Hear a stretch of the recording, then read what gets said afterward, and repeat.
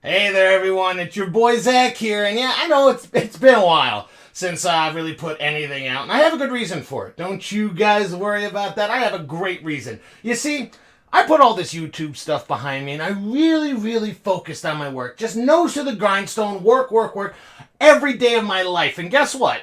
It paid off. I'm corporate now. That's right, I'm making buco bucks, and I'm living in this nice mansion now. It's a great life that I'm living, but I'm still humble at heart. So that's why I've come on to all you peons here to talk to you about a movie that I just recently watched that maybe you'll get a chuckle out of. So anyway, I was just gonna fucking shit.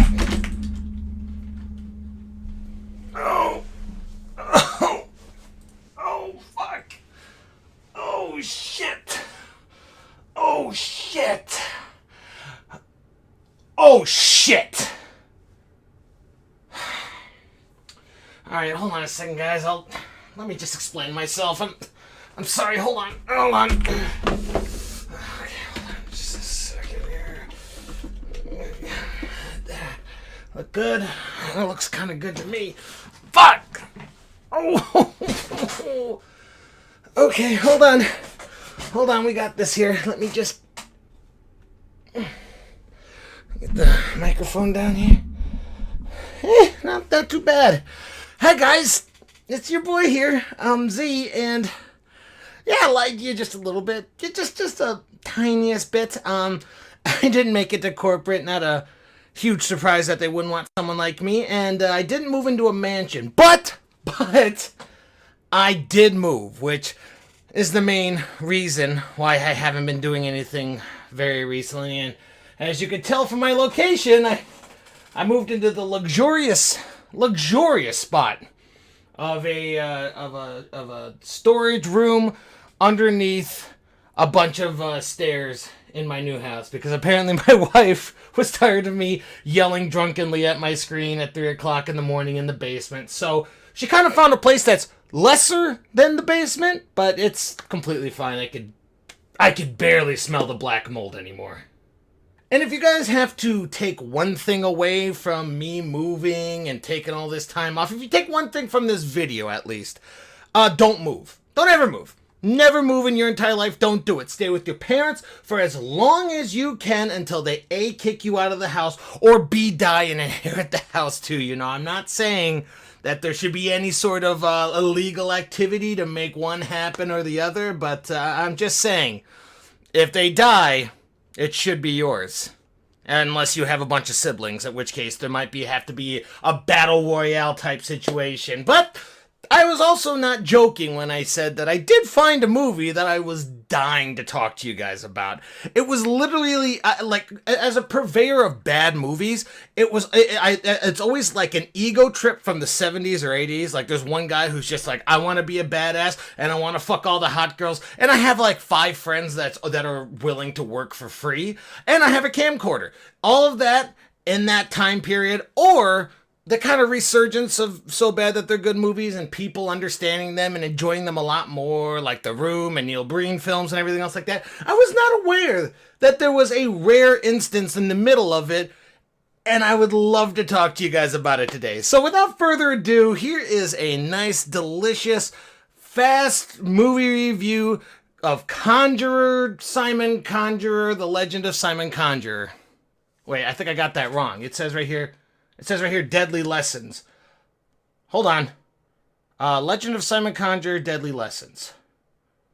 Okay, I wasn't really quite sure which either one of these are. One of these is the right one, if not both of them. But enjoy the review. I'm gonna go to the hospital real quick, so you might need to wait another month or 2 for this to be done. Fuck my arm! So, full disclosure, I actually found this movie from a shorter version of a review that Your Movie Sucks did on this. Check out his channel. His reviews are pretty good, although I can't agree with him on art house films. Art films suck, and they make me very mad. But from that short 7-minute review that he did, I knew this was right up my alley. But boy, what a dark and confusing alley it was. So the movie opens up with a credit scene that Yeah, it's not too bad. It introduces the actors, the producers, and everyone else who isn't important enough to mention on these kid art projects that you find on like kindergarten walls. But the positive, of course, has to come with some negative, because it seems like the editor had a touch of ADHD or some sort of mild form of schizophrenia. Cut! Cut! Cut! End that scene. Cut that one too. I'm bored. Cut! Cut! Get rid of that one. Oh, it's called Deadly Lessons. Guys, it's called Deadly Lessons. Oh shit, cut! But through the credit sequence, we have a mother looking for this man, Simon Conjure, our main protagonist. A man from a reality where apparently Weird Al Yankovic didn't decide to follow music and became a creepy magician, teacher, therapist, person.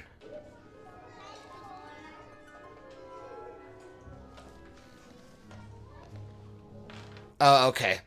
Stranger danger. Strange. I do not like that at all. Why is he teaching kids? So ever since the first scene that we see Simon in, the writing kind of shows him as this wholesome, imaginative, caring man who's teaching kids about the beauty of the world and like use their own imagination to kind of guide them through their life and just shit like that. But what really throws it off is his voice sounds like he's recovering from a lobotomy. Like listening to 2 sentences this guy says, you can tell he doesn't give a shit about what he's talking about. As if it were a beautiful bird's wing. Up and down. Up and down. Up and down. Yes. Now your other arm.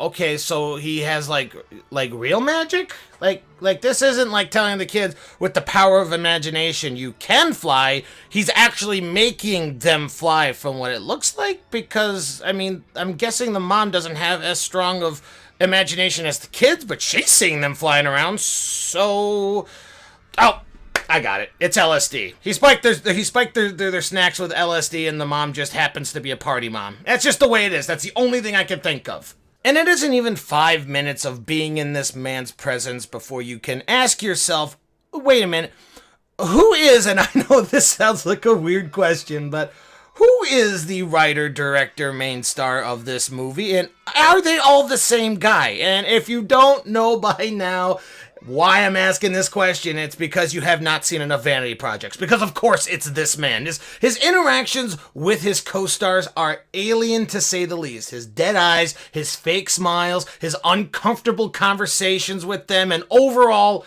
the dialogue. Oh my god. I couldn't get past the first scene without telling myself, oh, okay, so he's not like attempting to write characters with personalities and stuff. He's writing what he thinks makes himself sound smart and philosophical, and it's insufferable. It really is.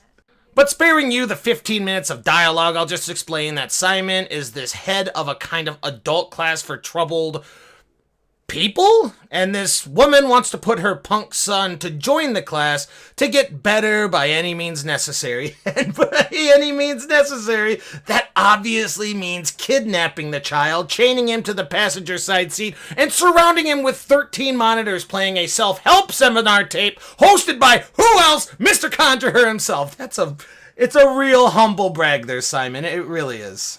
And of course, the kid is protesting, because why wouldn't he? At least, I think he is. The kid has the mouth of a drunken Scotsman. I honestly couldn't tell you what he's saying for most of the movie. Look at me when I'm talking to you, man. It's not before I took the shot as over 2 weeks ago. You ain't better than the cops, Shane. I feel like some wild animal. We have better things in mind, huh? How you gonna help someone like me anyways, huh? And after driving him God knows how many miles away from his house, against his own will, mind you, I would like to keep reminding you that, he lets him go, and the kid runs and then goes right back to the car. This is the fastest case of Stockholm Syndrome I have ever seen. And, but by the way, this kid has like the most overacting troubled kid cliche I have ever seen in my life. He is the most overacting actor in this entire thing. Strong words, strong foe, cloaked as innocence, whom I must conquer with sufficient know-how before he controls more sickly minds, turning this into an epidemic of lethal proportion, for which it may soon be too late to rectify by any means. Oh, Never mind. Never mind. I spoke too soon. This is the most overacting actor I've seen in this movie, or probably in my entire life. This obese, bug-eyed man right here is Dr. Krazek, and he is like a Pulitzer Prize-winning psychiatrist that for some reason hates Simon Conjure more than anything else in the world, even over ISIS and all of their war crimes, I'm pretty sure. It would not surprise me. And if his acting isn't weird enough, his fucking monologues are filled with so many $5 words, he'll never need to sign up for the lottery. Seriously, you have to have your dictionary ready when this man is allowed to talk more than 3 minutes, because you really are gonna need it. But let's get to the meat and gravy here. This review will literally take an hour if I have to go through and mention every single little weird thing that happens, and seriously, watch it for yourself if bad movies are something that you love. Simon's classroom is filled with people who suffer from different vices, substance abuses, personality disorders, and everything else in between. We got angry black man, we got drunk white woman, we got drug addicted cynical girl, and Super geek, excuse the expression, is sexually compulsive, confused whether he's homosexual, bisexual, asexual, or heterosexual. boy suffering from not knowing if he's straight or not. I didn't know that was a disorder, but I'm not going to touch that one, because Susan is going to have my head on a pike. I'm not even going to touch it. We're just going to move on. We're moving on. And you know what? I had to rewatch this movie again. That means 2 times I had to watch it, because I was going to review it before the move day got changed, and I can't stress this enough.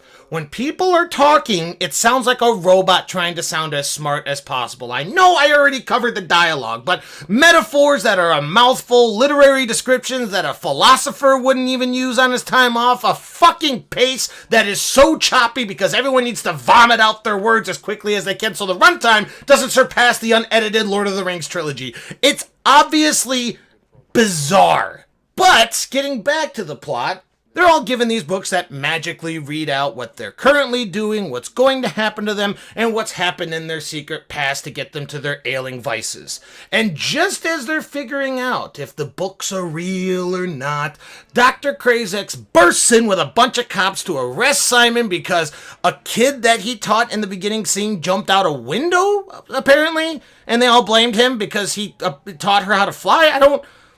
It's a little bit of a stretch. I'm not a lawyer, but okay, all right. As long as we're getting somewhere out of the classroom that we spent 25 minutes in, I'm in. So they all jump in the back of a random moving truck that already has the back gate open, and you can easily see that it slows down so they can all jump on the back of it without tripping and eating shit. The immersion for this movie, needless to say, is just top notch. And from there, they get the first revelation that brings a flashback up, which is absolutely amazing. Like, honestly, these flashbacks fucking saved the movie. They were so fucking, well, they weren't all funny. We'll get to that in a little bit right here. But for the most part, they were really, really funny. And I could not stop laughing from them right off the gate, which, off the gate, was the fat man. His flashback showed him noshing down on massive candy bars and his mother beating him for doing so, which, okay, that in itself is not that funny, but this is... I was a little boy when our house was broken into by burglars. I started crying for my mom, but she couldn't console me. She just ran into the next room and locked the door.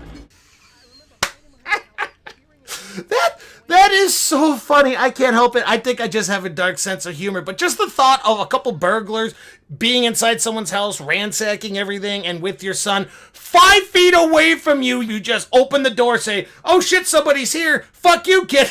Slam the door. Like, even the thieves would look at this and be like, "Okay, kid, wow, you're gonna need like 13 psychiatrists in your entire life to get over this instant because your mom sucked." It's just so good. The whole thing, just the way that it is shot and everything, it made me laugh immediately. Then shortly after, the man who suffers from rage gets a revelation, and honestly, it starts off sad, but the setup is just so funny. Like it says, my dad used to beat the shit out of me. God damn it, boy! I told you not to play that music. Come here. You hear that vision, though? His dad used to beat the shit out of him, and so did his dad, and his dad before him. I mean, Come on, drunk dad tries to beat him up, and then his old-ass grandpa beats the shit out of the drunk dad. I mean, come on! It was set up in such a way that I was expecting an older man in a wheelchair going over and beating the shit out of the grandpa. It was just so funny. Anyway, time to take a little break with a Dr. Krazik's book signing.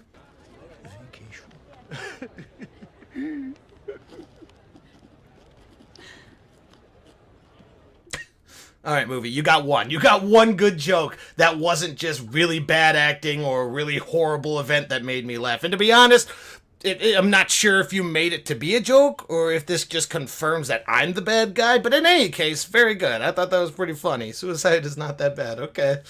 And you know what? I'm starting to grow on this Krazik's guy. Sure, he's the antithesis of a normal character, but man, what a fun person to just watch. He honestly is entertaining. Not sure if it has to do with like the acting talent of whoever acted this, or if the actor just stopped caring and was just having fun with it, which kind of shows his way through the works, but I'm digging it. I'm Team Krazik's. Let's go!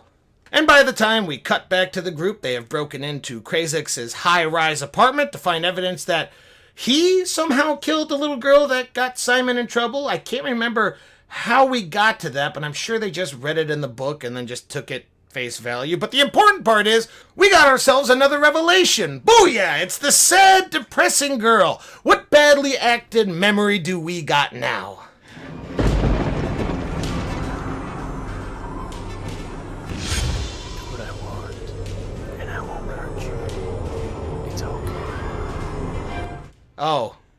Oh yeah, right. This is what I was talking about before. This one's not funny at all. It's actually really sad.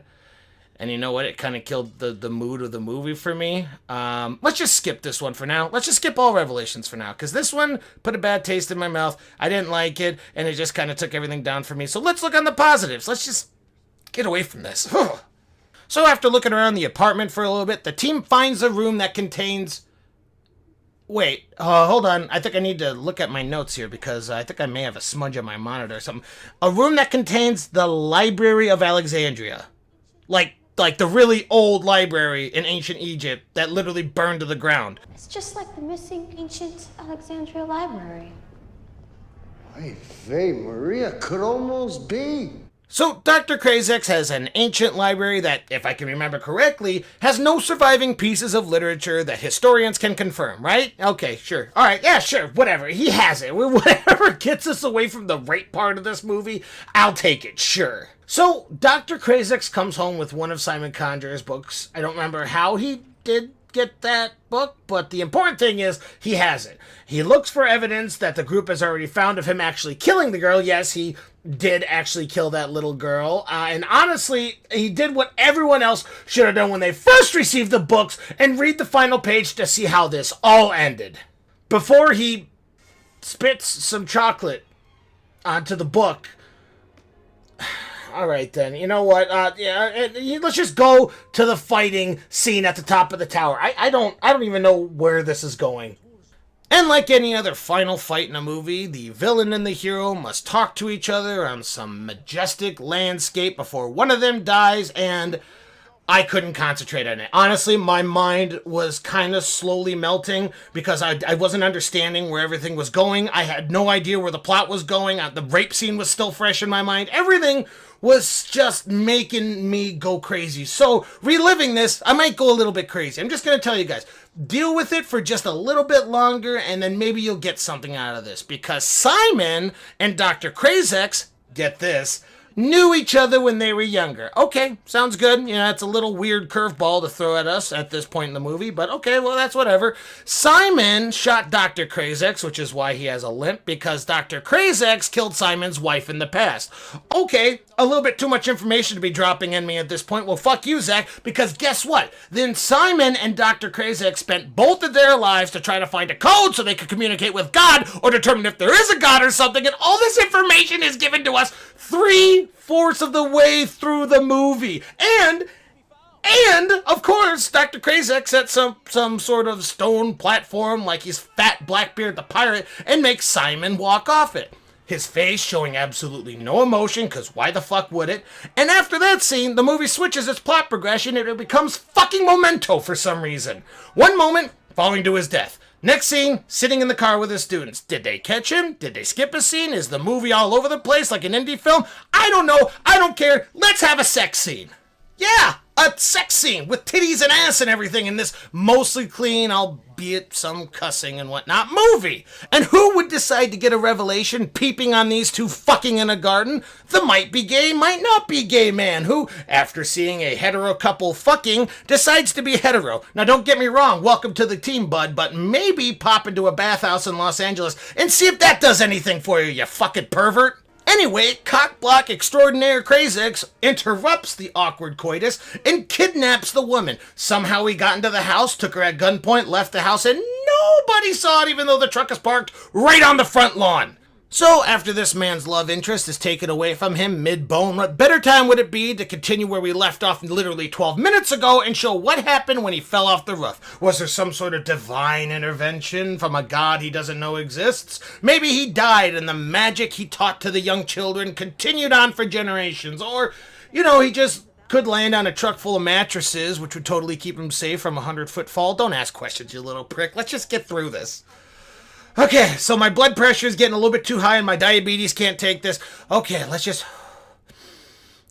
go on to a point in the movie where things are kind of slowing down, okay? Well, let's get some normalcy to this fucking movie, okay? So they all stop at a gas station on the way to presumably get the love interest back, and the gambling man is left behind. Kind of a dick move, but having nowhere else to go, where else would he go? He goes back to the classroom where... What in the absolute fuck are they doing there when the main female has been kidnapped? She's gone! She's gone! And everyone has just kind of wrote her off and decided, let's get back to the support group. What time is it? Yeah, our 2 hours must be up. This is where my brain was melting. I just wanted answers. I wanted everything to make sense. But why would things start making sense now? You want a good ending where all the pieces fall together in this 1,200-piece jigsaw of cinematic joy? Well, fuck you and your puzzle pieces. Simon Conjure got an M. Night Shyamalan twist ending where everything that they read in the book and the entire adventure that they went on was a hypnotic trance that made them all open themselves up personally. That is how they're making this sound. They all somehow were sharing the same hallucinogenic adventure, and they all became friends and knew each other because the hypnosis made them do it, and not because they were in any real danger or they really connected in any way. And Dr. Crazix? He was just a character Simon made up to be the villain, even though, for some reason, he still comes in at the end and tries to arrest Simon, which... this is so badly demonstrated throughout the entire movie. Not only is it absolutely impossible unless you replace hypnosis with magic, but they really did push that there was scientific reasoning behind everything that happened, and the entire ending is like the worst, laziest version of "it was all a dream" cliche.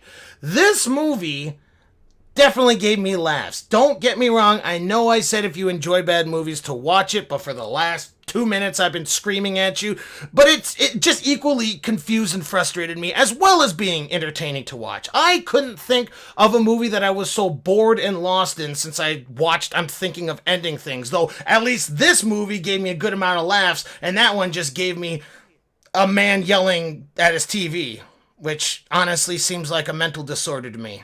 Honestly, just take it from me. I may have sounded like it was torture, but it wasn't. It was just that last 1/4. That's the only thing. If it wasn't for me rolling my eyes at the elaborate, overtly articulated dialogues in this movie, I was laughing at the scattershot plot and the hilarious revelation. Well, mostly hilarious. It was directly after Simon fell from the building that the script just started to fall apart quicker than water on toilet paper.